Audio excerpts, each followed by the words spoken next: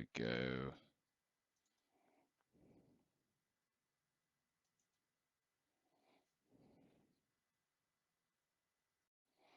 Just trying to do some spacing for you. So there are some quite wordy ones as well. If you do have a question, please do put it in the comments, and I'll do my very best to make sure I see it and answer it. Like I say, it's a little bit difficult to actually see all of these things just because the platform, Facebook makes it a little bit difficult, to be perfectly honest. But I will do my best to actually see these questions. And please do comment and ask questions. Oh, or if you want to comment on anything which I'm actually talking about, please do so. Okay, right. Is that the right height and everything? Yeah, okay, cool. So let's get into it, shall we? First question. When doing the identity question, how old does I feel? Some questions tend to answer 2 years.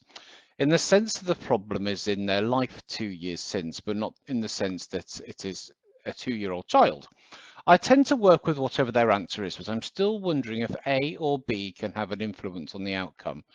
I think, okay. The thing is, what I would do is I'd ask, right? So you want to know, yeah, there's a very straightforward answer this. Well, if they say, okay, and how old does I feel? Okay, 2 years.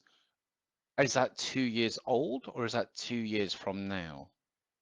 Just ask. I don't know why you wouldn't ask and clarify it. I know that we're just meant to take down what the answer is. Absolutely.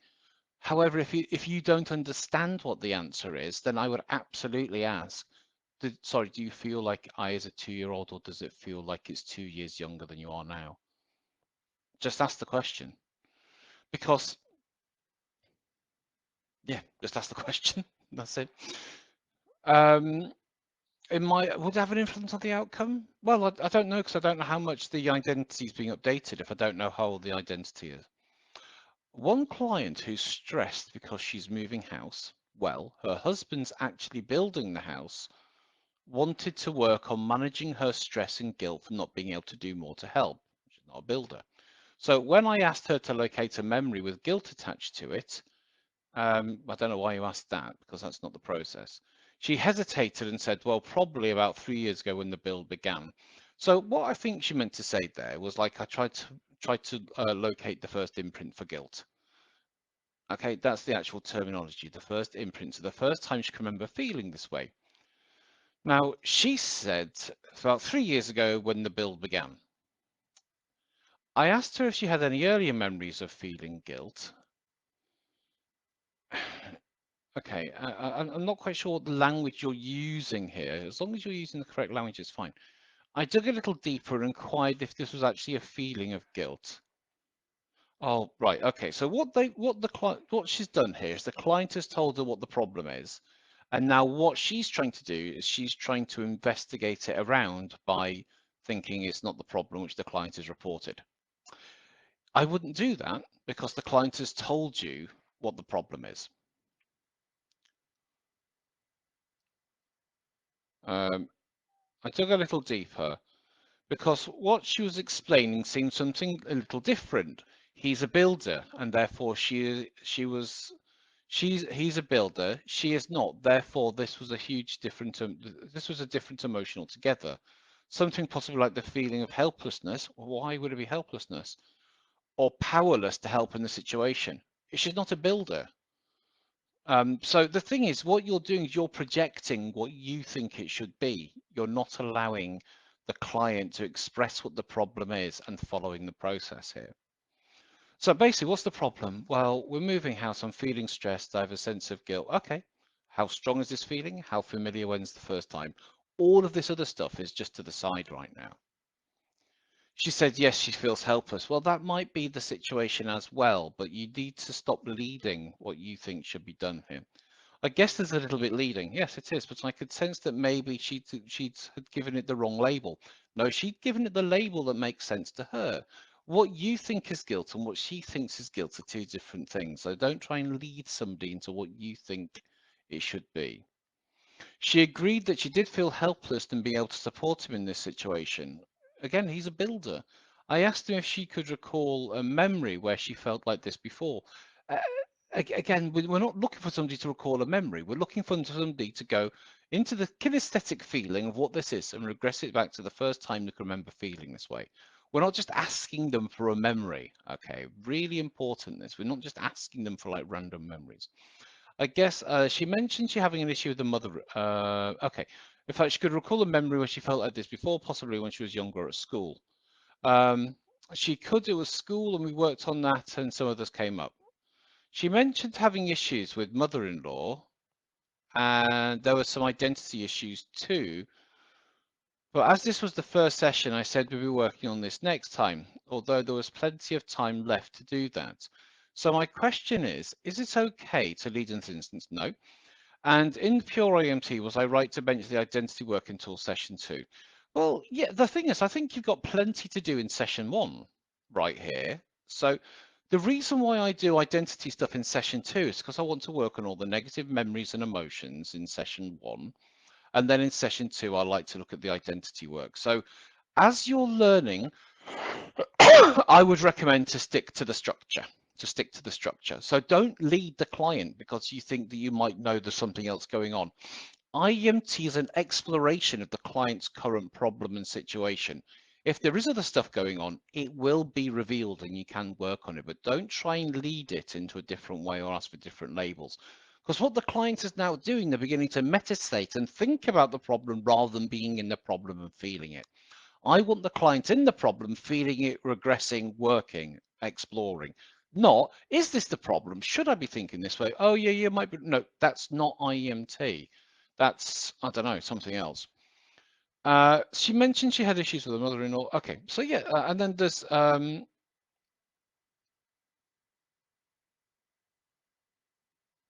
don't know if this is a different question. So yeah, so my advice is to keep identity stuff to the second session. Okay, so identity stuff in the second session. You've got loads of stuff to do here in the first session. And the thing is, if you've got time left at the end of a session, bye, session's over. You don't need to go to the full hour. That's it. That's all we're doing for this week. You don't need to make it. Some people feel like, oh, I have to, if they don't get to the full hour, they won't feel like they have value. Well, I think that's more of a you problem than a them problem. My sessions take up to an hour. And when we hit an hour, we stop regardless of where we are in the process. Okay. During my initial fact-finding introduction recruitment, she was, I think there might be a language exchange issue here. She was wanting to work on stress, specifically dealing with her family. She's moving abroad and her family aren't taking it well. That's normal. She's wanting to work on not ruminating on these issues, starting like, I'm just too sensitive. My parents are acting really childish, which to me are all very identity based, so very session 2 stuff. Obviously, I'm going to explore the stress and other negative memories where she's felt related to these things, but the identity stuff seems pretty important. Am I allowed to address the identity stuff in session 1? Am I thinking by addressing them on the first negative memories will come up? Like you said, the major change work tends to happen in the first session. The follow-up is addressing more or reiterating what we've done and addressing further identity problems, or is this right that I'm completely off? So again, I would stick to the structure as you're learning, as you're getting. The thing is, you can do what you want, right? I'm not there. I'm not watching you. I'm not judging you. I'm not marking you. You can do what you want, especially if you're doing case studies. Stick to the process. A lot of people learn these skills and start sort of going off course really quickly and then wondering why they aren't getting the results which they're expecting. And it tends because you're not doing things in the way that I sort of teach, in the flow that I sort of encourage my practitioners to do. Other trainers might say different things. They really might. But the thing is, I like to have predictability. I like to have session structure and know which way I'm working with somebody in which particular way. So here, I'm doing my fact. The thing is, you've got to work out what's therapy and what isn't therapy. Her parents are unhappy that she's moving abroad. That's absolutely fine. That's absolutely fine, right? Okay, that's not a therapy issue. That's just life. Um, I would the question I always come back to is, what's the problem? What's the problem? So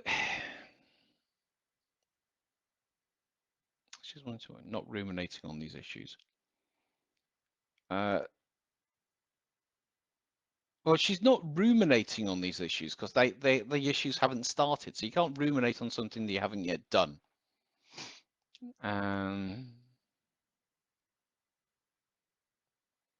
My parents are acting really childish. Again, so that your parents are acting childish. So what's the problem? Well, it really annoys me. Okay, and out of 10, how strong is this feeling annoying? How was the first time?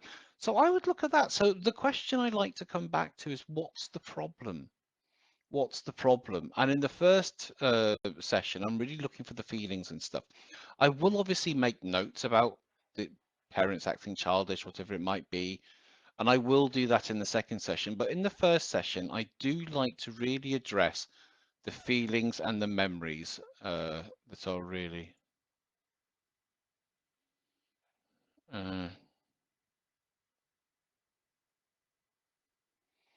right. Okay, sorry, someone's just messaging me another question there. So yeah, so again, I would stick to the structure of these things. Work out what you can and can't help with. Feelings and emotions in the first session. If there aren't many feelings and emotions, then yeah, you can go into the identity stuff if you want. I just like to separate the two out. But if you feel like you want to go into the identity stuff in the first session, fine. Just make sure you're really good at doing IEMT first and you understand the processes. Do you have any tips on how to persuade a private clinic to treat with IEMT? The majority of their clients do DBT. I don't know if that's meant, is DBT a thing or is it meant to be CBT? DBT. Oh, dialectical behavior therapy. Okay, right, fine. Don't really know what that is, to be honest. Oh, I got any comments here? Oh, okay. DBT.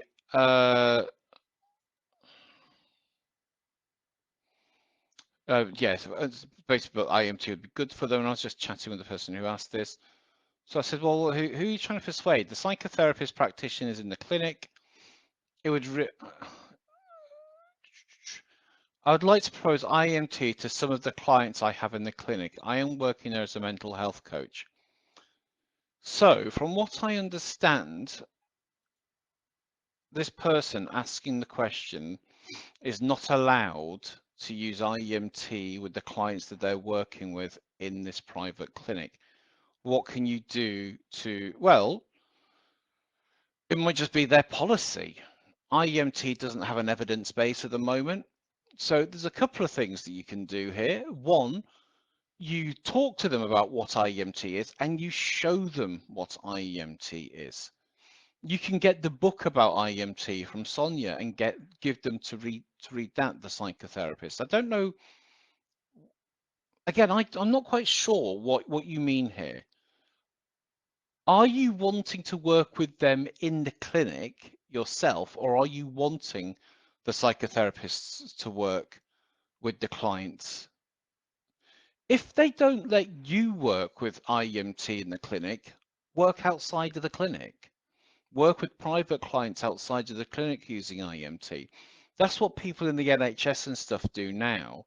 When they do the IEMT training, they can't use the eye movements and stuff in the NHS. So what they do is they have private clinics, and that's when they do the IEMT work. It's to do with education. How can you educate these people in IEMT? And how can you demonstrate that it works? So there's a big difference between trying to get somebody to take on IEMT clients or trying to get a clinic to adopt IEMT as a service that they provide. Until I know more about the situation, I can't give specific advice on this anyway, because I don't know where you are or what this clinic is or anything. But my advice is to try and educate people into what IEMT is, especially by giving demonstrations. And then if they want to do the IEMT training, great. I've trained lots of people who've worked in a certain therapy clinic in London. So again, it's about education and demonstration of your skills, and even ask them to observe. If you're working from the clinic as a mental health coach, ask if you can do some IEMT sessions and have them observe you and to observe the results as well. I really think that IEMT is best understood when demonstrated and experienced. Okay. I'm in the US and the times you do trainings don't work for me. Can you do them at any other times? Is this something which I'll look at next year? And yeah, so it will be something I'll look at doing next year. Do you have an online self-study practitioner course? I'm actually creating one. The thing is, to become a practitioner, you do need to attend a live training. Although that training might be online, you do need to come to a live training. But it's really good to have as a way in and also to good as a reference if you've done the training as well. But that'll be out next year. Can IEMT be using with ADHD clients? For what? I don't know. ADHD is a huge classification. I think everybody who I meet now has got ADHD. So if it didn't work with ADHD, I wouldn't have any clients, to be honest. So does it work with ADHD? It might do. I don't know what. Again, people ask these big overarching questions. What specific thing in ADHD is it you're wanting to work on? So that's the thing. So you've also got to think of, are you trained to work with neurodiverse clients? And if so, at what point would you use IEMT? So I don't know why you're asking me if you can work. It's basically, can you work with ADHD clients, first of all?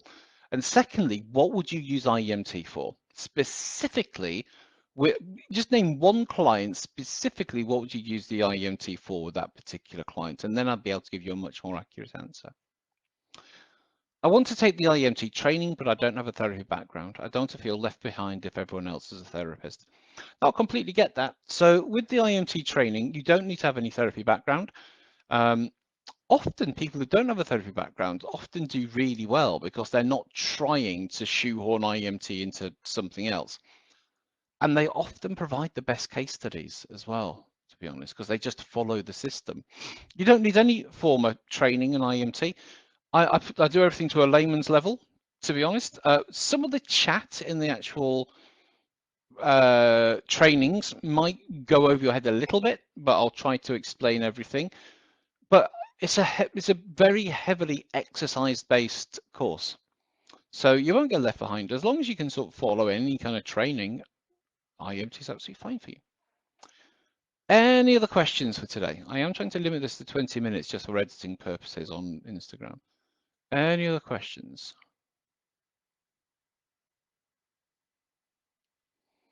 Any other questions at all?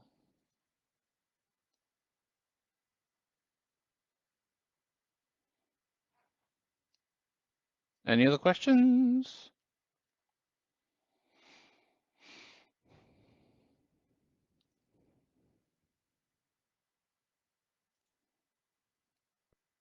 I'm doing a demonstration on Wednesday. For those of you who don't know, I'm doing a phobia. It's the second session. Somebody had a spider phobia, we did a lot of work around it. An incident happened, so we're going to jump back in and see what we can do for her. Okay then, guys, if there's no more questions, comments, anything like that, I'll see you this time. I'm not here next week.